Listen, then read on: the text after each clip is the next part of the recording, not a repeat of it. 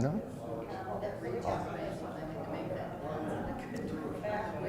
Good evening, everyone. The magic hour has arrived. So the Lord be with you. Let us pray.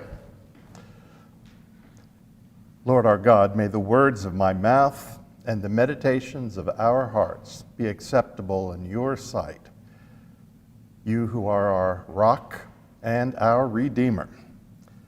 In the strong name of Christ we pray. Amen. Well, here we are in the middle of the book, chapter 9. It is a long chapter, as you will recall. It is a dense chapter, and it might be a confusing chapter for some of us, but it is central. It's not just central to this book, but it's central to C.S. Lewis's thinking in general. So we're going to take our time and go through this rather slowly. And I'm going to use a lot of examples to explain largely the same one or two ideas, because that's what Lewis has been doing throughout this book. And now he starts to bring all of that together and focus it in this central chapter.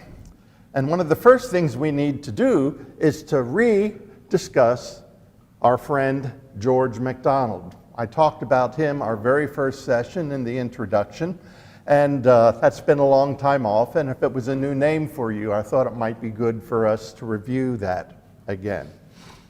George MacDonald is a name that would have been more famous in his lifetime, actually, than he certainly would be now. He was Scottish, he was an author, a poet, and for a brief time, a Christian minister. His theological ideas are expressed a little bit obtusely, a little darkly. It's hard sometimes to understand what he's driving at. And his ideas are not heretical necessarily, but not always stated in an orthodox way. And he got himself in trouble with some of his theological superiors and was actually defrocked not too long after he became a minister. Anyway, a prolific writer, as you see here, 42 novels. Now, I've read 2 or 3 of his novels, and here's what I found with them. I find them very hard going for about the first third of the book. Just not particularly interesting. And C.S. Lewis himself said he's not a particularly good writer. So what's catching Lewis's attention with MacDonald is not the quality of his writing skills. But what I found is, after the beginning, because I stuck in there, because I knew these books, this author was important to Lewis, I stuck in there and kept reading, and about the time I got to the second third and into the third, I was caught, and it was easy to finish reading the book. So some patience if you choose to read any of his novels. They're not seemingly Christian novels. They have in them, however, once he gets going, he starts to theologize about this, that, and the other thing. Sometimes he includes a sermon that might have been happening at the time of that novel, and those get to be quite profound reading and worthwhile. But you've got to mine a long time to get to the gold in the novels. 14 books of poetry that I know virtually nothing about, 13 nonfiction books. Now, as we said, he was a pioneering figure in the field of modern fantasy literature. C.S. Lewis gets very involved in fantasy writing, the Chronicles of Narnia, the 3 adult space fiction books. We certainly know about Lewis's great friend, J.R.R. Tolkien, and his Hobbit series. So we know about the genre of fantasy literature that George MacDonald, who was a generation earlier, did a lot to get started. And we'll talk more about one book in particular that got him going. Pioneering figure in the field of modern fantasy literature and the mentor of fellow writer Lewis Carroll, who wrote Alice in Wonderland. In addition to his fairy tales, MacDonald wrote several works of Christian theology, including several collections of sermons. So you see, he is very prolific. His writings have been cited as a major literary influence by many notable authors, including Lewis Carroll, W.H. Auden, Mark Twain, G.K. Chesterton, C.S. Lewis, J.R.R. Tolkien, and more modern times, Madeleine L'Engle. Now, and here's the connection with Lewis. In 1916, Lewis is a young man of 18 years old. He's pretty much by this time given up on his earlier childhood Christian faith. He found and read MacDonald's book, Phantastes, a fairy romance for men and women. A fairy romance for men and women. So it's the same genre that Lewis is using and that J.R.R. Tolkien are using. Alice in Wonderland is another example. So it was his reading of this book, Phantastes, that, as he says, baptized his imagination, opened his mind to another way of describing realities in the form of mythology and just ideas. And because he is, because MacDonald is who he is, there's all these precursors to Christian thought and sneaking in Christian ideas into what he writes, even when he's not really writing anything religious at all. If you know Lewis's work, that's precisely what he does in his Chronicles of Narnia. He is trying, he said this himself, I am trying to, he says, you can infuse any amount of theology into a person if you don't mention religion in any way along the way. And that's what he does so well. And he gets the idea from MacDonald. He said, that night, the night when he read Phantastes, my imagination, in a certain sense, was baptized. And the rest of me not naturally took longer. He doesn't become a Christian until he's about 31 years old. Lewis says, I regard him as my master. Now, this is incredible language for Lewis to use. Indeed, I fancy I have never written a book in which I did not quote from him. Now, think about that. Lewis writes a good bit of stuff. Every book that Lewis writes has the stamp of MacDonald in it. So this is really key for Lewis. And so we ought not to be surprised that right in the middle of this thin little book, he spends more time with MacDonald than anything else. And in a real sense, he tells us here what MacDonald taught him about the Christian faith. I regard him as my master, he says. Indeed, I fancy I have never written a book in which I did not quote from him. He baptized my imagination. Okay. Any questions about Mr. MacDonald? I'm not sure I have an answer because that's about all I know myself. What were his dates? Good question. There you go. 1824 to 1905. Lewis is born in 1898, so he really is a generation or two older than MacDonald. All right, story time. This doesn't seem to have anything to do right now, but it has a lot to do with the story. You know the Greek philosopher Plato, and perhaps you've heard, perhaps you've read his famous book called The Republic. In that book, he uses a little analogy for what it's like being a human being on planet Earth. And this is what he writes. I hope that picture is in some sense clear enough. As I describe it, it'll start to become more clear, and I'll point out some of the things. Imagine a group of people who have lived chained to the wall of a cave all their lives, facing a blank wall. These people watch shadows projected on that wall from objects passing in front of a fire behind them. Okay, do you get the picture, so to speak? All right. Here's you and me and basically all the people on Earth. We're chained here in this cave, and all we can see is this wall. Unbeknownst to us, way back here, there's some people who are holding up puppets and other things, and there's a fire. Now, we would say today a spotlight, but what do they know about spotlights? So it's a fire. And so that is making the things they're holding up to be projected onto the wall. Now, for you and me and all the rest of the world, what we see projected on the wall is our day-to-day reality. But Plato is saying that's not the real thing. What's real is on a higher plane.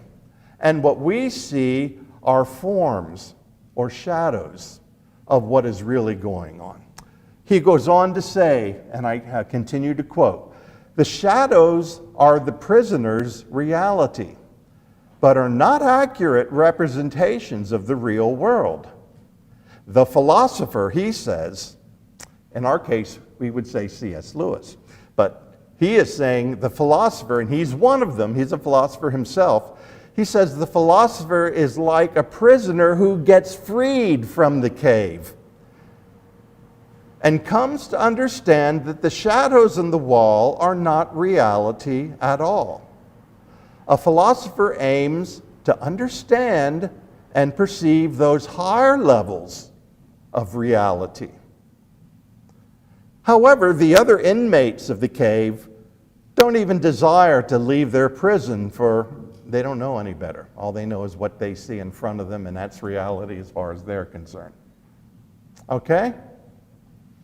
Now, you don't need to read any more into that or try to second guess it. He means exactly what he says. Here's an example of the human condition. In our normal earthly state, we do not have access to the greater realities. They exist on a higher plane, and what we see. I remember my philosophy professor at seminary going up and saying, "What's this?" And of course we say, "It's a table, teacher." And he says, "Oh, I've just moved off screen. I really can't do that." He says, "No, that's not a table. The real table exists up in the higher spiritual plane." Sounds like airline management. That, up on that higher plane, is true tableness. What we have down here is a shadow, a representation of true tableness. All right? Just keep all that in mind, because we're going to see more clearly how Lewis is either thinking exactly like Plato in some ways, or more likely, Lewis, who was an avid reader, knew very well Plato's Republic and knew exactly what he was doing. So all that is introduction now to a difficult chapter, the central chapter. Lewis, the narrator, meets George MacDonald. Now, I'm not going to talk much today about the individual encounters, because most of it is simply this encounter with Lewis as the narrator and his idol, George MacDonald. And what we really need to focus on is what MacDonald has to say, and that's what we're going to do. MacDonald says in that chapter, you will recall from your reading, hell is a state of mind. And every state of mind left to itself, every shutting up of the creature within the dungeon of his own mind. Now think about that, the dungeon of his own mind. Do you see how that's already connected to Plato? All of those people were in a dungeon looking at something that they thought was real and wasn't. All right? Every shutting up of the creature within the dungeon of his own mind is, in the end, hell. Hell is a state of mind. It may raise some red flags for you.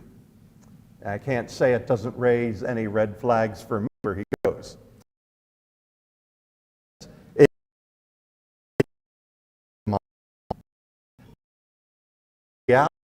It's time in front of the fire. Heaven is not a state of mind. Heaven is reality itself. And then get this quote. All that is fully real.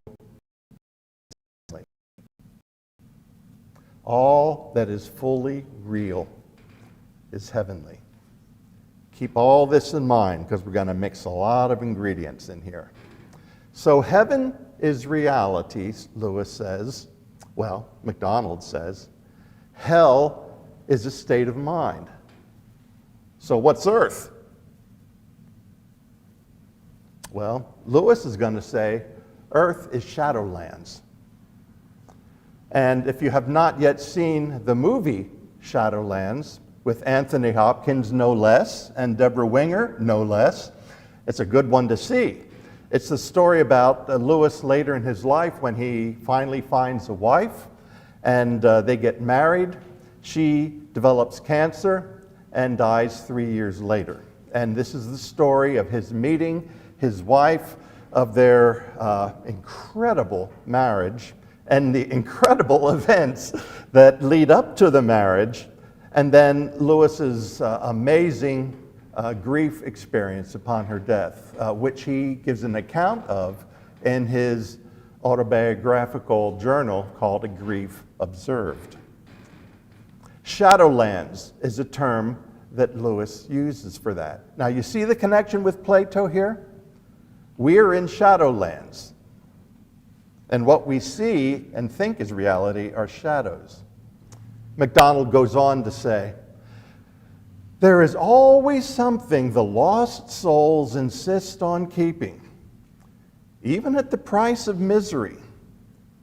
There is always something they prefer to joy, that is, to reality. Now, we're going to have to unpack Lewis's use of the word joy, because he means something different from what we normally mean by that. But you see what he's doing here. He's connecting joy to that which is real. Now, MacDonald is, as you have caught on, very Scottish. And so he says ye see rather than you see. You see it easily enough in a spoiled child that would sooner miss its play and its supper than say it was sorry and be friends. You call it the sulks. But in adult life, it has 100 fine names.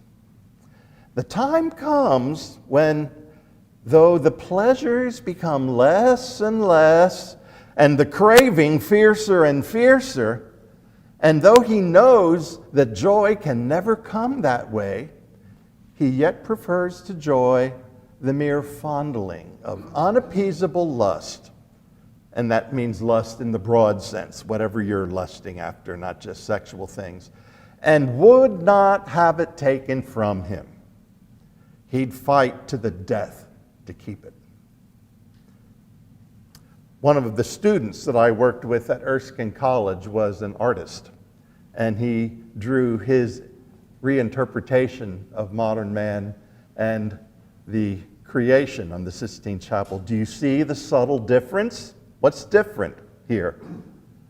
No touch. Nope, you stay away from me, all right? He titled it Miscreation. All right? And I just thought that that summarizes what Lewis is trying to get across. Notice through the head, he's not looking. He's looking away. Now the narrator's getting confused. Do any of the ghosts stay? Can they? Isn't not judgment final? MacDonald responds, it depends on the way you're using words. If they leave that gray town behind, it will not have been hell. To any that leaves it, it is purgatory. Now, we could argue all day about that statement too, but let's move on. Ye cannot, in your present state, understand eternity. That's the main point he's trying to say. You are a poor human being. Your brain is nowhere big enough to understand eternity. It's fun to think about, but don't think you can understand it. You cannot. But ye can get some likeness of eternity if ye say that both good and evil, when they're full grown, become retrospective. All this earthly past will have been heaven to those who are saved. Not only the twilight in that town in hell, but all their life on earth too, will then be seen by the damned to have been hell. The blessed will say, we've never lived anywhere except in heaven. And the lost will say, we were always in hell. And both will speak truly. Narrator doesn't give up. But there is a real choice after death. Don't bother yourself with such questions. You cannot fully understand the relations, now here it comes, the relations of choice, and time until you are beyond both.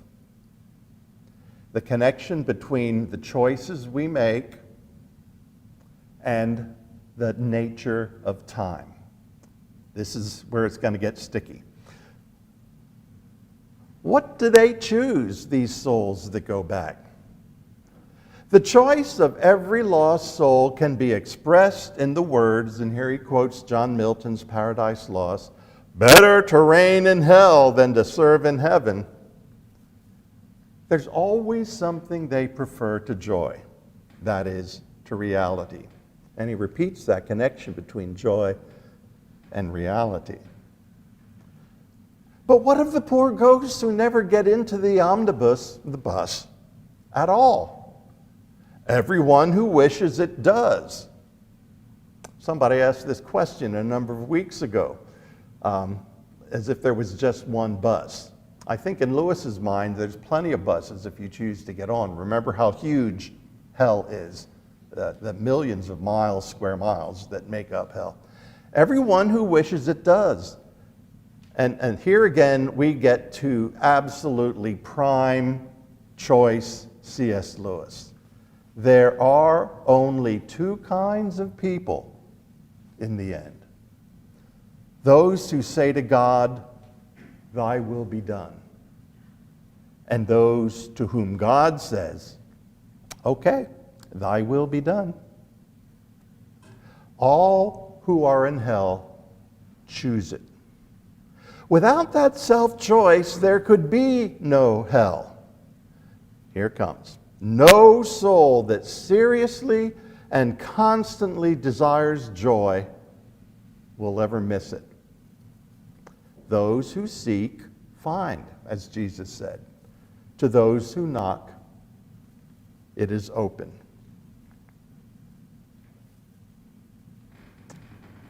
All right, so what are you thinking at this point? Yeah, Gene. Evangelicals would have trouble with that. How so? No soul that seriously and constantly desires joy will ever miss it, even if they've never heard of Jesus.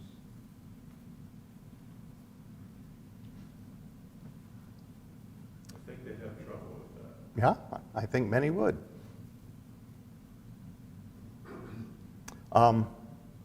There are many ways one can discuss that.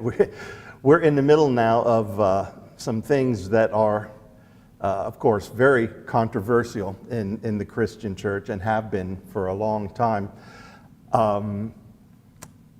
I could speak for myself, but that's just my opinion. I think what I want to do in this course is speak for Lewis as best I can, and so that we can understand what he would probably say about all this. And we haven't seen the whole picture yet because he has introduced this idea of time. And we haven't talked at all about time yet. And it's interesting that Lewis just drops that in your lap, this connection between human choice and time. What on earth is he talking about? Well, he doesn't tell us yet. But if we're reading carefully, that should set off some sort of an alarm of some kind. All right, I don't get that at all. And he just lets it hanging. So what you find out is there's much more later. Bob, Mm-hmm. if you read much in Orthodoxy, you'll get, some writers will let you know that hell is real. It's fire. To the non-believer ends up in eternity and is approached by God and says, "Oh, I rejected you back there. I'm going to reject you down." So they see Jesus as a fire, of this light. Mm-hmm. Whereas the Christian, the believer, see Jesus as warmth. I want that fire. Mm-hmm. Yeah. What other thoughts are going through your head?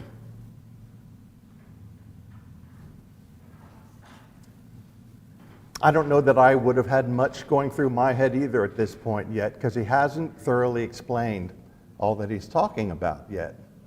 But he is setting the stage, and he will continue to repeat some of these things. And so I'm tempted to go ahead and say what's coming up next, but I'm thinking maybe we should wait till Lewis chooses to bring it into play himself.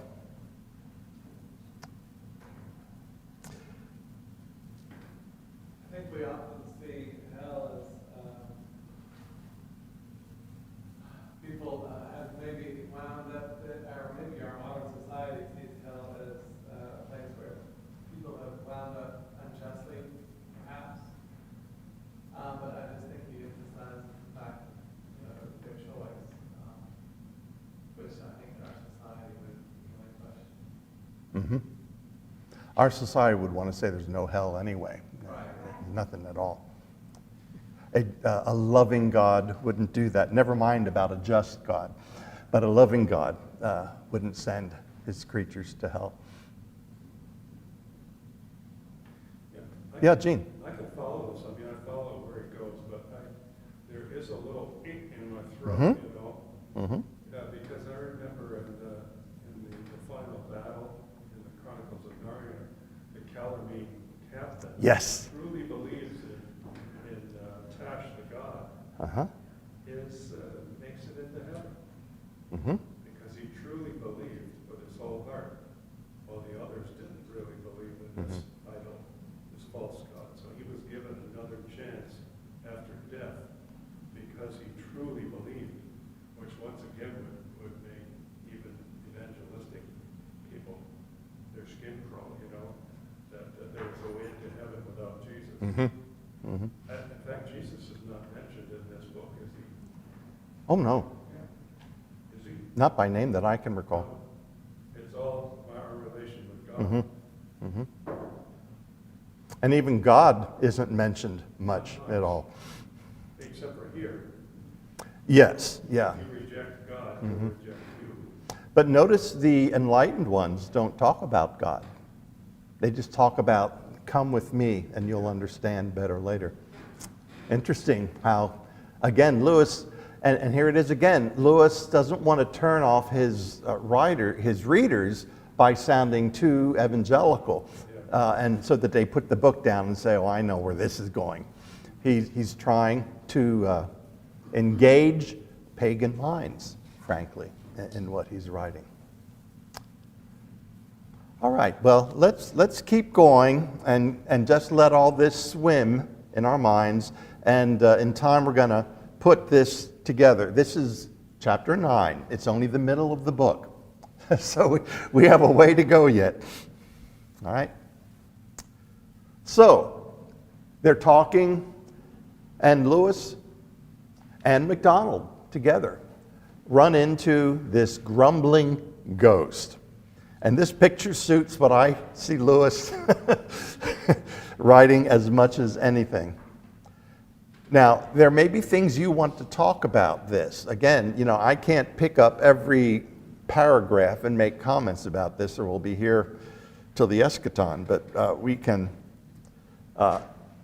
let me mention what strikes me as central, and then we can talk about any of these people all we want to. Please, anything that caught you, I would love it if you would include that to enrich this conversation.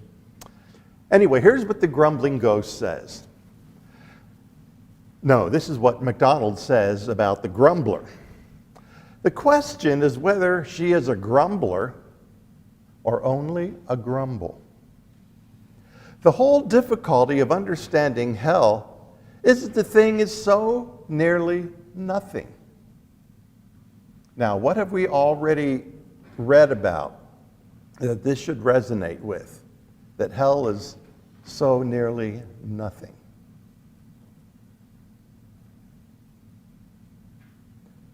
Are there any things that are evil in their essence? No, Lewis says. All Satan can do is what? Twist, distort something that God created good.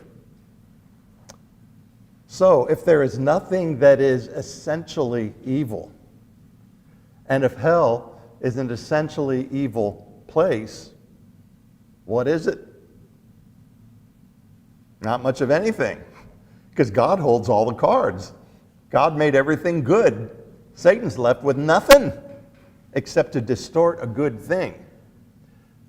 So here's a clue, and it's not going to be long. And again, most of you read the book already. You probably know where this is going. And we won't give it away yet, but there's going to be a lot more talk about the nothingness of hell very shortly. All right. Hell, the whole difficulty of understanding hell is that the thing is so nearly nothing. Now, you may be in a grumbling mood, and yourself still distinct from that grumbling mood. And yourself, therefore, still distinct from it, perhaps criticizing it. You may be saying to yourself, boy, am I in a crappy mood. I know that I'm in a crappy mood. I need to be careful what I do right now because I'm really in a crappy mood. That's what he's talking about. You may be in a grumbling mood and yourself still distinct from it. And you're able to talk to yourself and criticize yourself because you're not being nice to people. But there may come a day when you can do that no longer. Then there will be no you left. What happens as you give yourself over to sin? You become more twisted, more distorted, smaller. You become a nothing. And again, you've read this book. You've seen how people get smaller and finally go poof and just disappear. It's the same point. He's making it here. There may come a day when you can no longer have that argument with yourself. Then there will be no you left to criticize your mood. You'll just be the grumble, going on forever like a machine. And that's what's going on in hell, right? They're stuck there for.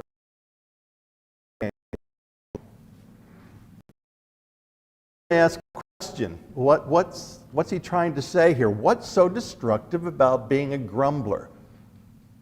Why is that worthy of hell? Isn't it a little odd? I mean, all this woman's doing is grumbling. She can't see any joy. She can't see any good. She's too busy. So does that send you to hell forever? I saw a couple hands here. You, sir, in the back there, do you have something to say? I think it might be the complete and utter self-centeredness of it.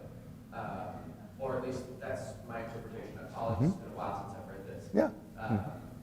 That's my thought anyway, is that she's so completely self-centered in her grumbling that she has become the grumble. As this may be not quite the right reference, I don't know, but as Aristotle would say, she has quite acted herself into it. And she's habituated that grumble so that she cannot stop. I think it's very good. And for a person to, yeah, Father Paul. Just say, also the essence of grumbling is ungratefulness and unthankfulness.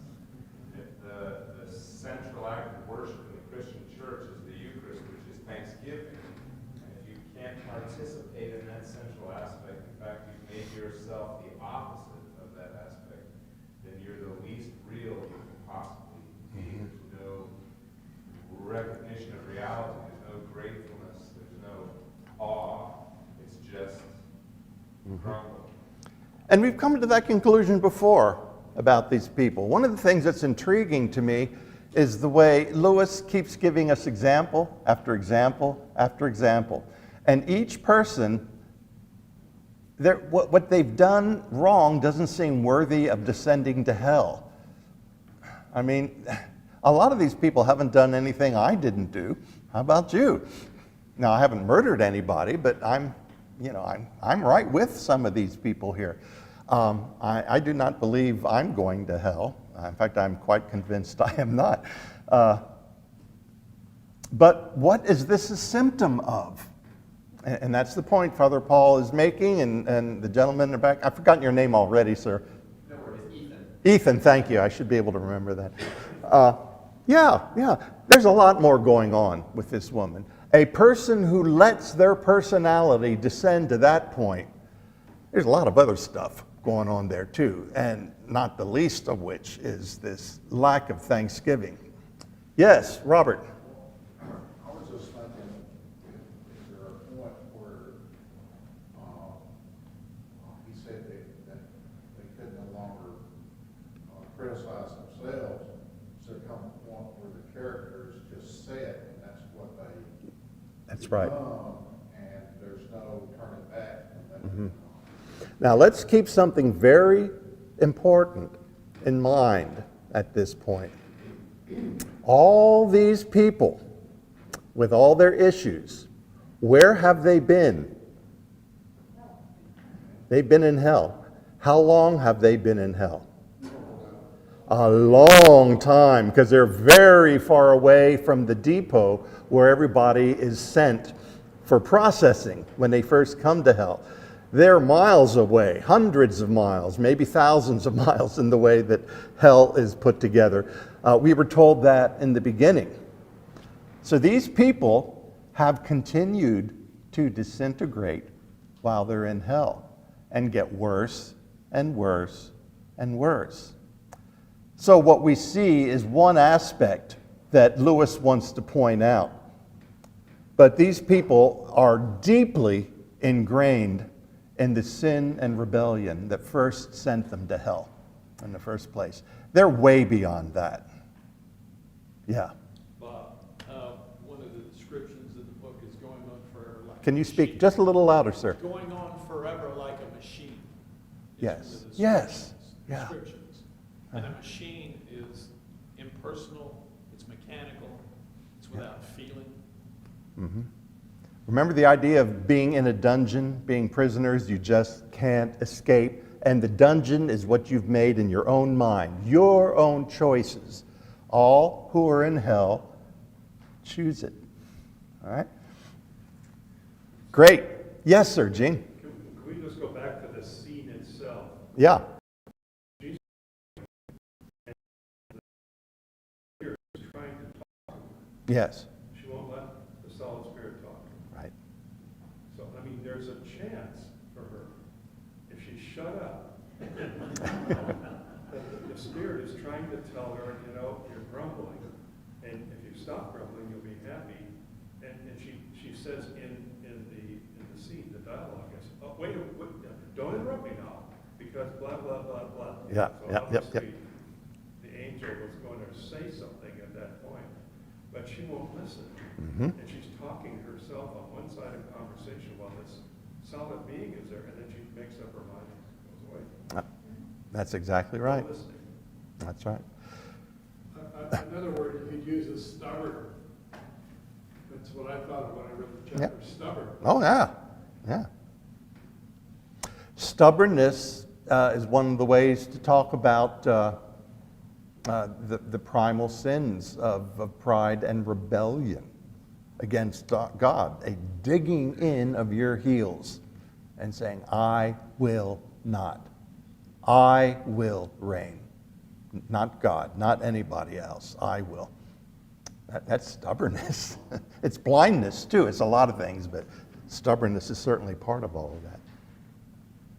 Okay. Good stuff. Anybody else? All right. Now we get to the painter ghost and his bright, solid painter friends. Before I get into anything here, let me just ask you, what did you think of this? We have a couple painters in here. They may have thoughts.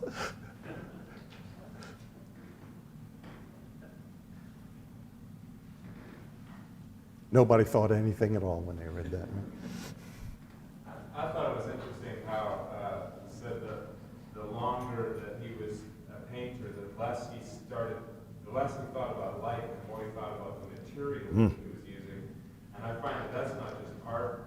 There are other things that you take joy in. Before long, you're taking joy in the brand of the thing that you take joy in. And then you don't use the thing, you just have the thing that's the right brand. And you set it on a shelf and look at it. Yeah. That descent from the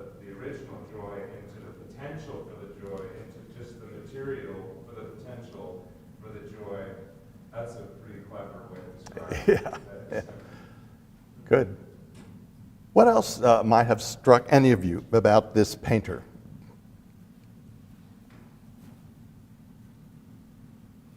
Well, let's get talking about it, and we'll see what comes up. Again, a lot that could be said, and I'm just going to focus on something. What I'm trying to do here, in part, and it's so central here, it comes in front of our faces more here in chapter 9 than elsewhere, are the main things that Lewis emphasizes in all his books. And once you start to see some of the little phrases pop up, and you've read a lot of Lewis, you say, oh yeah, this was in Mere Christianity. And he said this over here and that over there. And you begin to start to really see how Lewis's brain is working and how he's understanding the Christian faith. And so that has led me to what I want to point out. So we're going to have to dig a little deeper and do more confusing things. Sorry. The painter ghost and his bright, solid painter friend. The solid one says, when you painted on earth, at least in your earlier days, it was because you caught glimpses of heaven in the earthly landscape. I can't tell you how central this is to C.S. Lewis, but I'm going to start to unpack it, and I hope it doesn't drive you nuts, but this is central. Let me read it again. When you painted on earth in your earlier days, it was because you caught glimpses of heaven in the earthly landscape. The success of your painting was that it enabled others to see that glimpse too. But here in heaven, or at least on the outskirts of it, you have the thing itself. It is from here that those messages came. Now, once you know Lewis's writing, this is as clear as a nose in your face, what he's talking about here. And now I must talk about a diapason.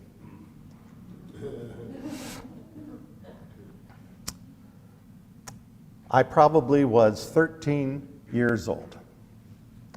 Our church took a group of folks up to the 1964 World's Fair in New York City. And at this age, I was playing a little electronic organ in my home church.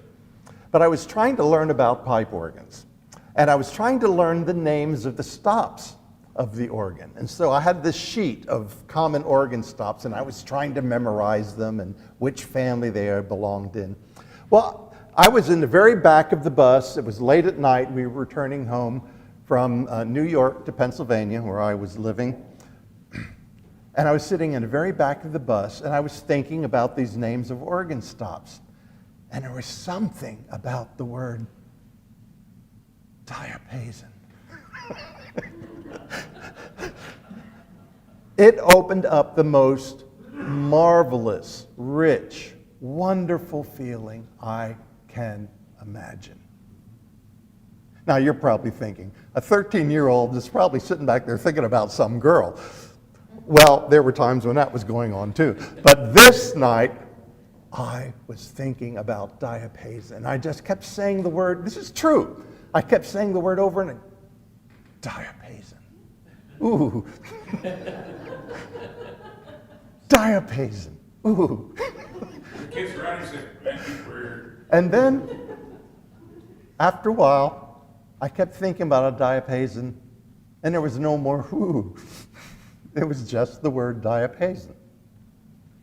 Now, I never thought about that again until I started reading C.S. Lewis. Now, less than a year ago, I had opportunity to travel into my home county, Lebanon, Pennsylvania. And it was time for me to leave, so I got in my car early in the morning, and I went through what was for me the most beautiful countryside I can imagine for me.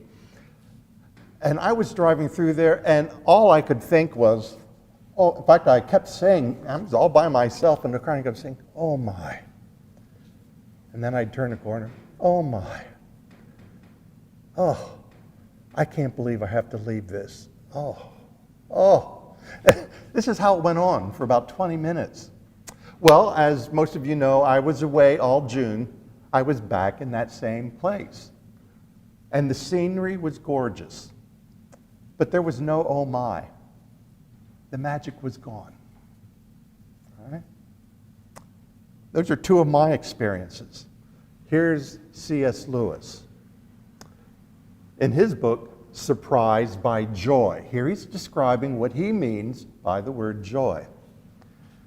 As I stood beside a flowering currant bush, there suddenly arose in me, without warning, and as if from a depth not of years, but of centuries, the memory of a toy garden in the lid of a biscuit tin my brother showed me. It is difficult to find words strong enough for the sensation which came over me. It was a sensation of desire. But desire for what? Not certainly for a biscuit tin filled with moss. And before I knew what I desired, the desire itself was gone. The whole glimpse withdrawn. The world turned commonplace again. Or only stirred by a longing for the longing that had just ceased. It had taken only a moment of time, and in a certain sense, everything else that ever happened to me was insignificant in comparison. All right, I've given you two examples of mine and one of Lewis's, and Lewis is going to talk about a few more, so hang in there. The third childhood glimpse came through poetry. I idly turned the pages of the book and found the translation of Tegner's Drapa and read, I heard a voice that cried, Balder the Beautiful is dead, is dead. Now, I knew nothing about Balder, but instantly I was uplifted into huge regions of northern sky.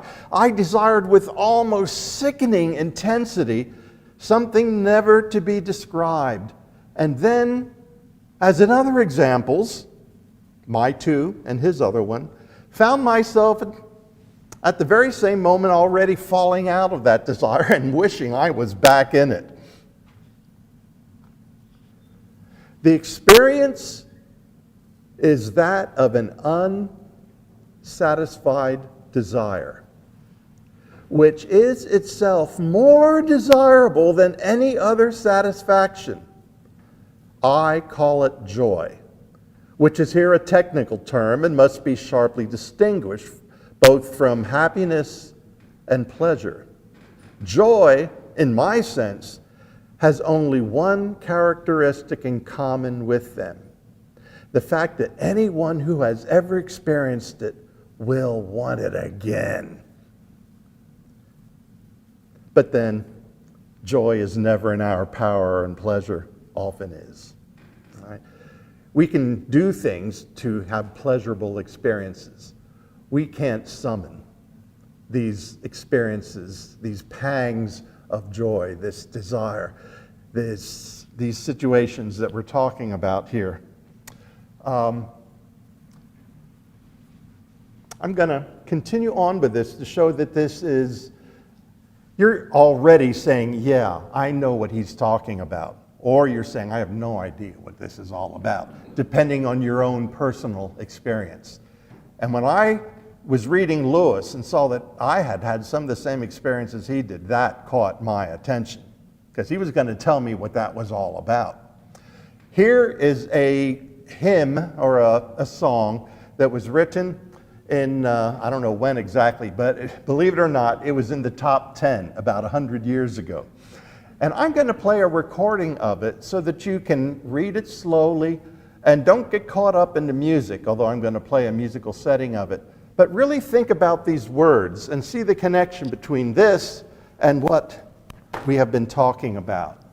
Now, if I can only remember how to get to 11, that would be a wonderful thing.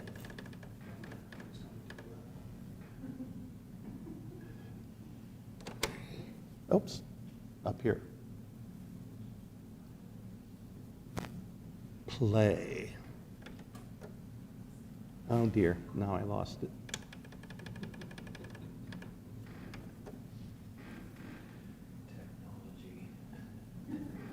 That'll give you joy. All right, it should play when you push play. All right, never mind.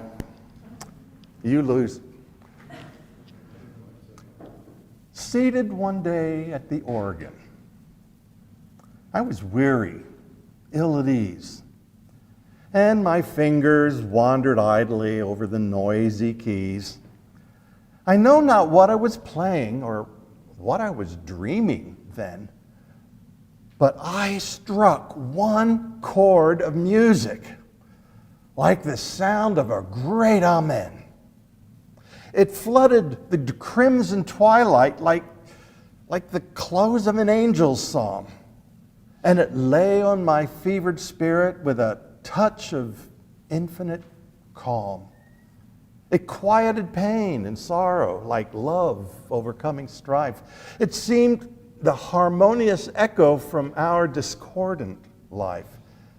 It linked all perplexed meanings into one perfect peace, and then trembled away into silence as if it were loath to cease.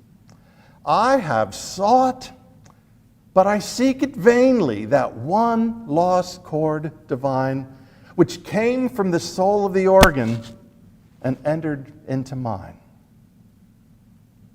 It may be that death's bright angel will speak in that chord again.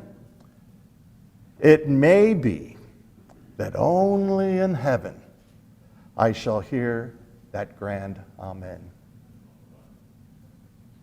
Now, that is exactly what Lewis is talking about. And that's exactly what happened to me in that bus and what happened to me in Pennsylvania less than a year ago. And the writer of this hymn gets at exactly the point that Lewis is getting to be after.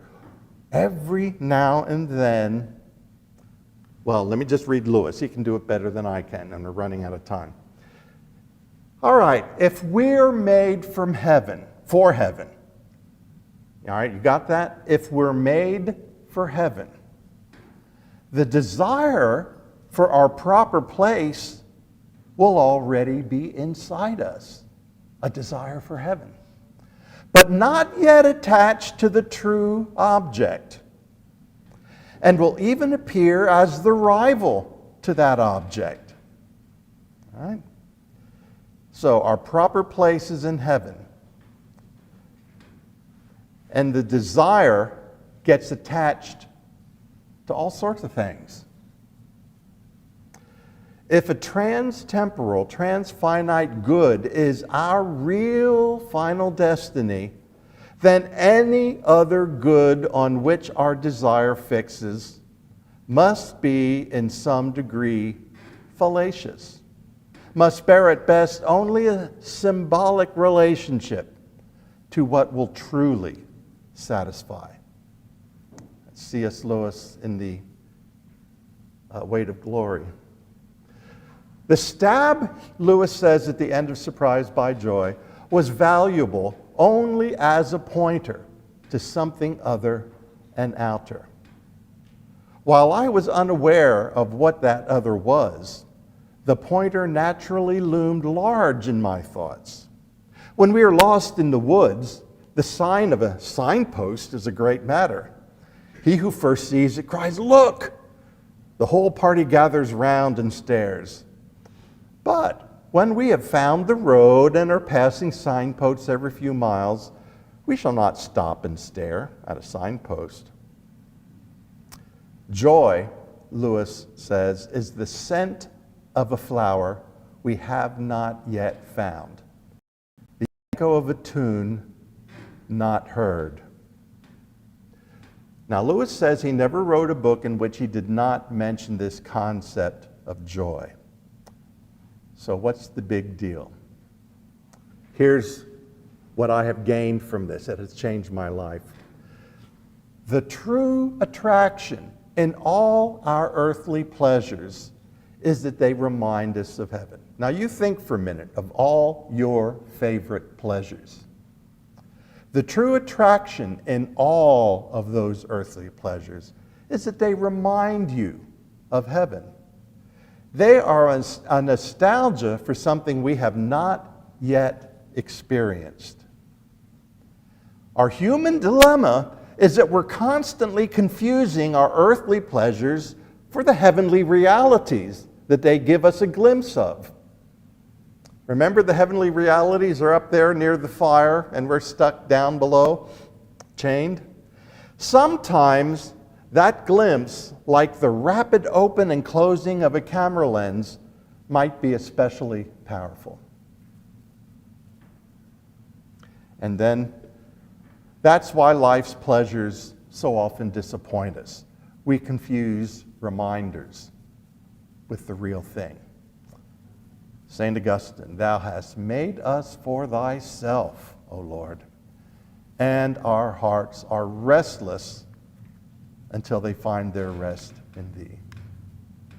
Now, Lewis would say there's nothing wrong with those pleasures, but when you invest all of your life in the achieving and maintaining of those pleasures, it's bound to lead to disappointment because it was what those pleasures were reminding you of. You're a spiritual being, and God has placed in you a desire for himself. That's true for every soul on this planet. So when we misplace those desires, and we all do all the time, we miss the gold. And we become impatient, we become angry, we waste time, we waste money. Instead of thinking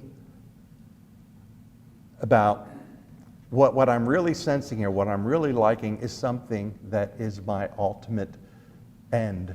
This is what I will be experiencing, the true pleasure that all these things remind me of.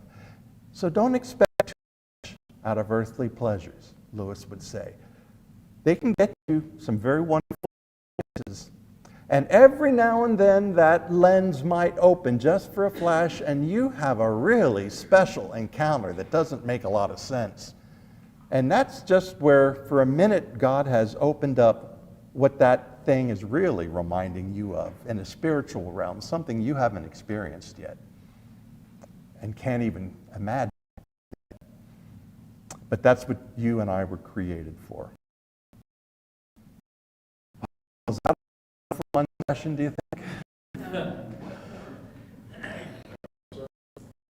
If you keep reading Lewis, you're going to see this coming up over and over. All these things that we talked about today.